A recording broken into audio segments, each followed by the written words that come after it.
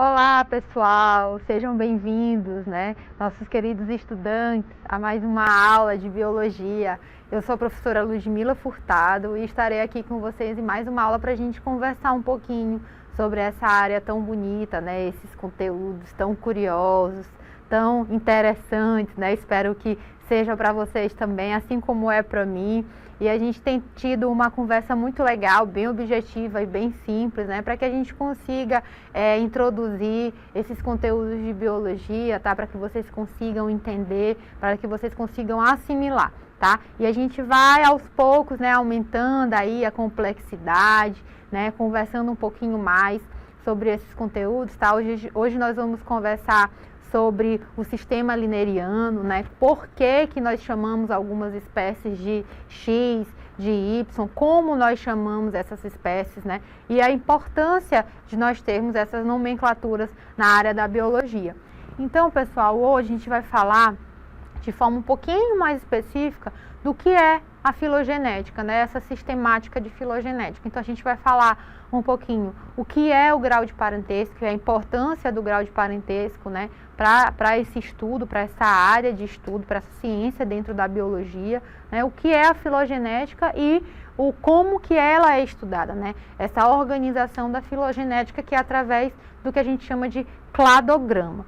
Então, para iniciar a nossa aula, pessoal, vai ser bem objetiva, e recapitulando então, que é importante a gente recapitular o que é a taxonomia e o que é a filogenia. Então, novamente, a taxonomia, pessoal, ela é uma forma de classificação, ela é uma sistemática que agrupa os organismos de acordo com as suas características que os estudiosos observavam a olho nu, Então, a partir das suas características morfológicas, comportamentais, ecológicas, Então, antigamente, através da taxonomia, os estudiosos, como Linneu, por exemplo, eles observavam, eles separavam e classificavam os seres vivos de acordo com a sua aparência, de acordo com seus hábitos, de acordo com a sua característica física, E, claramente, antigamente, há séculos atrás, os estudiosos eles não tinham o aparato tecnológico que hoje os estudiosos têm, os cientistas têm. Então, era a forma que eles tinham de classificar esses seres vivos, de classificar e de nomear os seres vivos. Então, a partir da melhoria, da evolução da tecnologia, das técnicas de observação, microscópio, até a biologia molecular, então surge uma nova área dentro da sistemática que é a filogenia, que ela, por sua vez, é um ramo também da sistemática, que é de classificação dos seres vivos, que ela organiza esses seres a partir do seu histórico, a partir das adaptações evolutivas, das espécies, formando então, criando então o que a gente chama de árvores filogenéticas, que são árvores organizadas, de acordo com o grau de parentescos desses seres vivos. Então, a partir da filogenética, nós conseguimos comparar esses seres vivos, a partir de um ser vivo em comum, a partir de um ancestral em comum, e observar características que foram sendo atribuídas a esses seres vivos, de acordo com a adaptação ao ambiente, ou características que foram sendo excluídas, também de acordo com a adaptação do ambiente, Lembrando que a evolução ela está muito ligada à genética, pessoal, que a gente vai estudar mais lá na frente, Que são a evolução ela está muito ligada a modificações no material genético, A mutações, por exemplo. Então, essa é a principal característica da taxonomia e da filogenética, Taxonomia, ela organiza os seres vivos a partir de sua aparência e a filogenia classifica os seres vivos a partir do seu histórico, do seu processo evolutivo, de características evolutivas. E aí, pessoal, eu trouxe para vocês esse exemplo, de uma das características da filogenética, que é atribuir não só características morfológicas, características ambientais, características de hábito, né, mas também características com relação ao parentesco, né, a estruturas adaptativas, né, comparar esse grau de parentesco com outros seres vivos, como por exemplo, né, que eu acho que é o exemplo mais conhecido até hoje, que é o exemplo, a comparação dos seres vivos com os macacos, né, com os primatas, né, com os gorilas. A gente observa através de técnicas mais evoluídas, né, como por exemplo a biologia molecular, a análise genômica dessas células, né, dessas espécies, são espécies diferentes, né, mas a gente tem um ancestral em comum e nós somos da mesma família, né? Então, a gente tem um certo grau de parentesco. Então, a partir de técnicas como a biologia molecular, análise desse genoma, né, análise de proteínas, análise até de material genético como RNA, né, a gente consegue observar esse grau de parentesco, se ele é um grau muito próximo, né, ou se não, se são indivíduos, se são seres vivos muito distantes, né, muito diferentes, muito distantes. A gente consegue estudar isso dentro da célula, a partir desse material genético. Então, os primatas, né, e os gorilas, por exemplo, a gente consegue ver esse grau de parentesco com os seres humanos de 96, pessoal, a 99% do nosso DNA e deles são parecidos. Então, o nosso parentesco é muito próximo.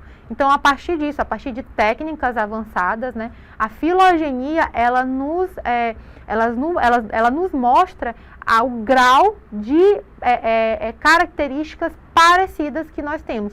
Mesmo não sendo características morfológicas tão parecidas, né, mas são características dentro das células, características genéticas que nos mostram que existe um grau muito grande de parentesco, né, entre os seres humanos e os macacos, por exemplo. Tá? Então, aí a gente observa nessa figura as bandagens, né, do genoma no material genético, tá? A comparação, né, tanto do macaco, tá, quanto dos seres humanos, tá?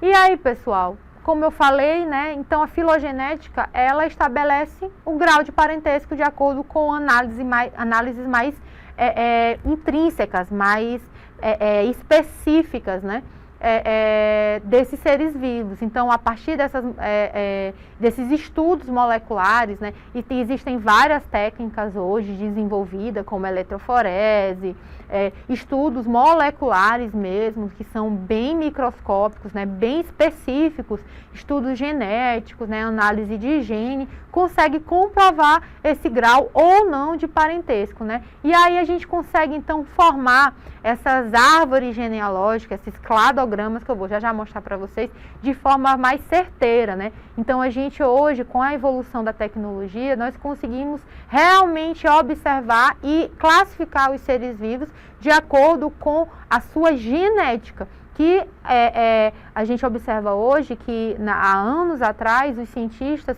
por não ter essas técnicas, né, classificavam de forma errônea. Então nós tivemos até muitos seres vivos que saíram de classificações que hoje nós sabemos que eram classificados de forma errada, como por exemplo, os fungos antigamente, não até muito antigamente, mas os fungos já foram considerados plantas, né? E hoje nós sabemos que os fungos não são plantas, eles possuem um reino próprio, né? Que é o reino fungi, né? Então existe, por exemplo, as algas, né? As cianobactérias, a gente já consegue classificar seres vivos que antigamente a gente não conseguia nem saber da sua existência, né? Então a partir de características, né, não só morfológicas, mas características moleculares, a filogenia ela consegue analisar e formar árvores genealógicas mais precisas, né, e mais certeiras, mais corretas com relação à classificação dos seres vivos. E essa é a principal contribuição da filogenética, não só para a biologia, né, mas para o estudo da vida de maneira geral, para todas as áreas, para diversas áreas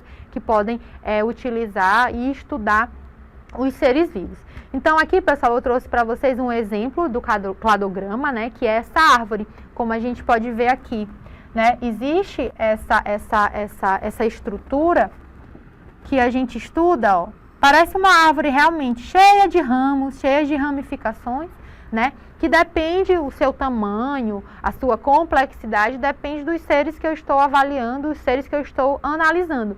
É importante lembrar, pessoal, que o cladograma, ele sempre compara, né, espécies, seres, reinos, né, seres vivos de maneira geral. Eu posso comparar reinos, eu posso comparar filos, eu posso comparar ordens, né, e posso comparar espécies também. Depende do meu objetivo, mas sempre um cladograma, ele é comparativo.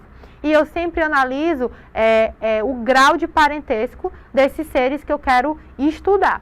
Então, o cladograma é um diagrama que representa as relações filogenéticas existentes entre os seres vivos dentro de um tempo evolutivo, né? Então, a gente sempre identifica no cladograma qual é a espécie, ou qual é o reino, qual é o ser vivo que eu estou analisando, que eu estou estudando, que eu estou comparando, e também analisa, pessoal, estruturas que são características ou não desse ser vivo, desses seres vivos, né? Características que podem ter sido adquiridas com o passar do tempo evolutivo, ou características que podem ser perdidas, né? Características próprias desses seres vivos ou não, características que são de um ser vivo que gerou todos esses outros seres vivos. Então, é importante a gente observar e entender como que eu analiso esse cladograma. No cladograma, pessoal, nós temos algumas estruturas que a gente pode diferenciar, que é o nó terminal, tá? Os nós internos, tá? A raiz, que é geralmente onde está o ser vivo ancestral, tá? O ser vivo em comum a todos esses seres que estão no táxon terminal. No táxon terminal, então, seria, por exemplo, a letra C, letra B, letra A, a gente chama de táxon terminal, tá? E entre esse C que está aqui embaixo, o C incomum, né? O ser vivo incomum que gerou os táxons, né? Nós temos o ramo ou galho. Então, a partir dessa análise dessa estrutura do cladograma, dessa árvore filogenética, a gente consegue analisar e entender as relações de parentesco entre os táxons, né? Entre os seres vivos que eu quero estudar, que eu quero avaliar. Certinho, pessoal? Tranquila que é aqui, né? E aí, de forma mais objetiva, então, eu trouxe um exemplo, pessoal, para vocês, né? Um exemplo aqui, ó, eu coloquei alguns exemplos do reino animal, tá? Então, a gente observa aqui os peixes, os anfíbios, os primatas, os roedores, os crocodilos, os dinossauros e as aves, tá? Então, ali, ó, nos táxons finais, a gente observa esses animais, tá? E a partir dessas árvores, desses ramos, como eu falei para vocês, né? A gente tem, então, ó, um ancestral em comum aqui, tá? E aqui, a partir desse ramo, pessoal, a gente observa o quê? Que todos esses animais, todos eles têm a característica em comum, que eles todos são o quê? Vertebrados. Todos esses animais, pessoal, de acordo com o meu cladograma, que eu estou observando aqui, eles possuem vértebras. Essa é a característica de todos esses táxons que a gente está avaliando, que a gente está analisando nessa árvore filogenética, tá? Nesse cladograma. E lembrando, pessoal, que aqui, ó, é sempre importante a gente visualizar que aqui tem um tempo, tá? Então, aqui, ó, é o mais antigo, tá? E aqui sempre vai ser o ser com características mais recentes, tá? Então, o cladograma, a gente sempre observa que o tempo cresce de baixo para cima, tá? A gente tem que ter isso em mente também para a gente conseguir analisar um cladograma. E o que mais, professora, que a gente consegue observar aqui? A gente consegue observar, pessoal, aqui, ó, características que vão sendo adquiridas com o passar do tempo. Então, do tempo mais distante para o tempo mais recente, certo? Então, ó, a partir daqui a gente tem o esqueleto ósseo, a partir dos peixes pulmonados, ó.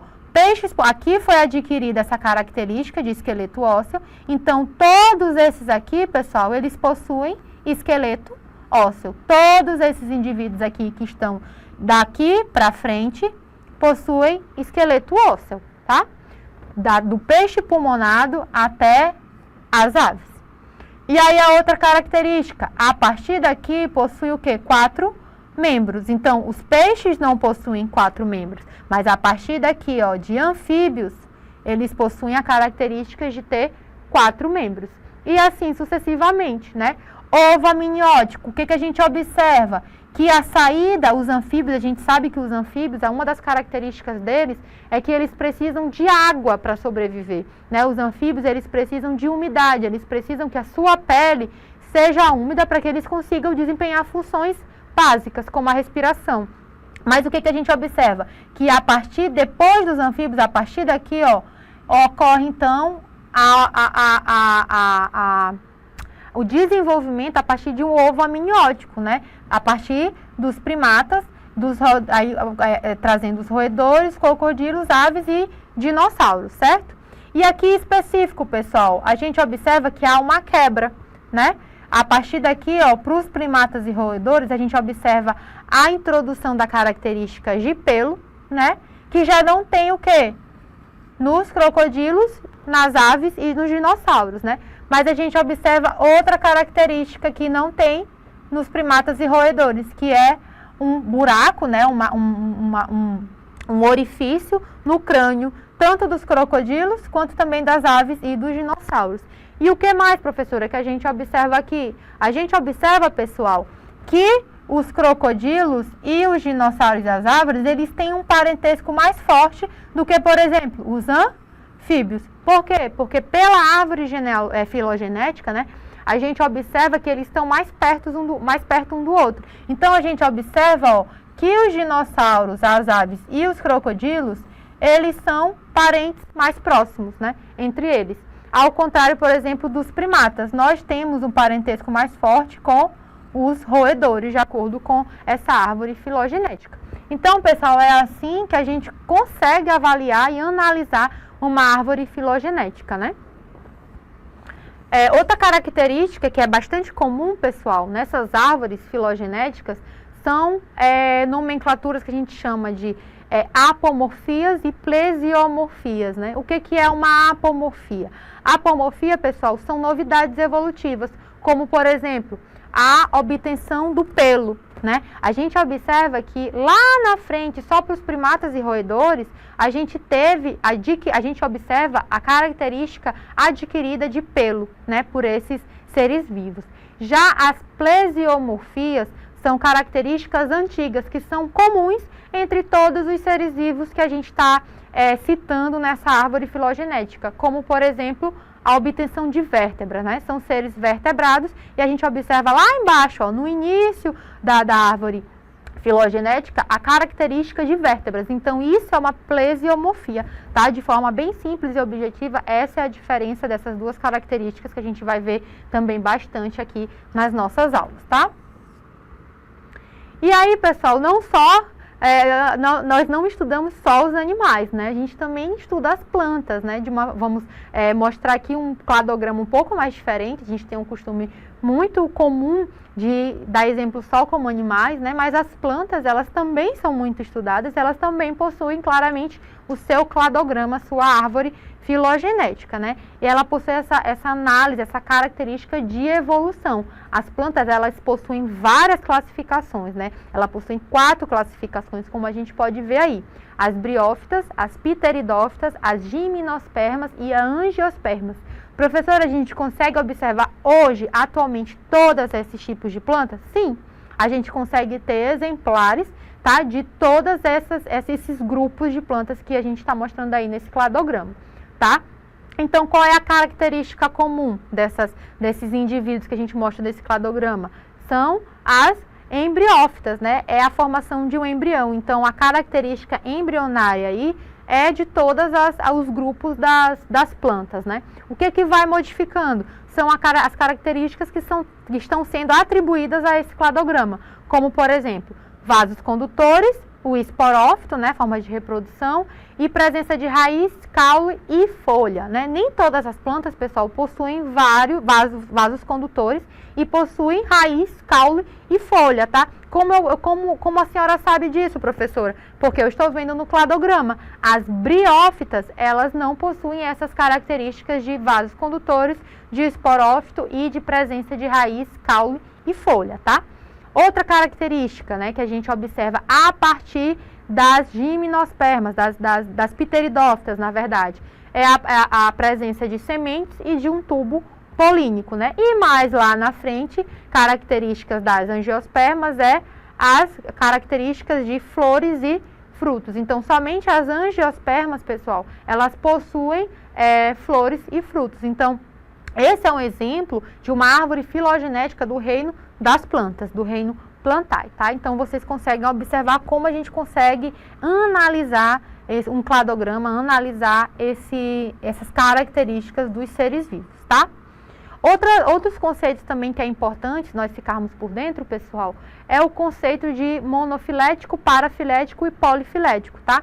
Alguns cladogramas, eles são monofiléticos. O que são cladogramas monofiléticos? São cladogramas que eu não excluo nenhum ser vivo que tem parentesco próximo, tá? Eu consigo observar evolutivamente características desses seres vivos que estão lá no táxon, lá no final, tá? Já um cladograma parafilético são cladogramas que eu acabo escolhendo os seres vivos, os táxons que eu quero estudar. Então, eu acabo especificando os seres aquele parentesco, né? Os parentescos próximos daqueles seres que eu quero observar, que eu quero estudar naquele cladograma. E já os polifiléticos são cladogramas que eu excluo, né? Não é de interesse do cientista, do estudioso, analisar um certo táxon. Então, ele exclui e ele analisa somente alguns parentescos, né? Alguns seres que estão ali, tem grau de parentesco naquele cladograma. Então, essa, de forma bem geral, é a principal diferença de alguns tipos de cladograma, sendo que existem vários tipos, tá, pessoal? De acordo com o objetivo de estudo, do objetivo de análise daquelas características dos seres vivos, tá? Então, para a gente fixar, pessoal, vamos fazer uma questão rapidamente, tá? Para a gente fixar esses conhecimentos que adquirimos hoje, falando um pouquinho desse ramo, que é a filogenia, é um ramo bem atual, já bem estudado hoje, né? Que contribuiu muito com o ensino de biologia, né? Então, vamos para a nossa primeira questão. Qual o principal objetivo da filogenética como área da biologia? Letra A, estudar a anatomia comparada dos seres vivos. Letra B, classificar os seres vivos em categorias hierárquicas. Letra C, reconstruir a história evolutiva, as relações de parentesco entre diferentes organismos. Letra D, analisar a distribuição geográfica das espécies. Então, a nossa resposta correta é qual, pessoal? Letra C, né? Falou de evolução, filogenética, genética é evolução, pessoal. Não tem como eu falar de filogenética sem falar de genética e de evolução, porque é o objetivo da filogenética. É o estudo da genética e da evolução, da adaptação daqueles seres, né? O grau de parentesco entre esses seres, né? E não tem como eu estudar isso sem eu avaliar o processo evolutivo daqueles seres vivos. Então, a resposta correta, pessoal, é a nossa letra C. Então, é isso. Espero que vocês tenham gostado dessa aula, espero que tenham se interessado ainda mais, tá? Pela biologia, pela filogenia, pela evolução. E a gente se encontra na próxima aula. Tchau, tchau!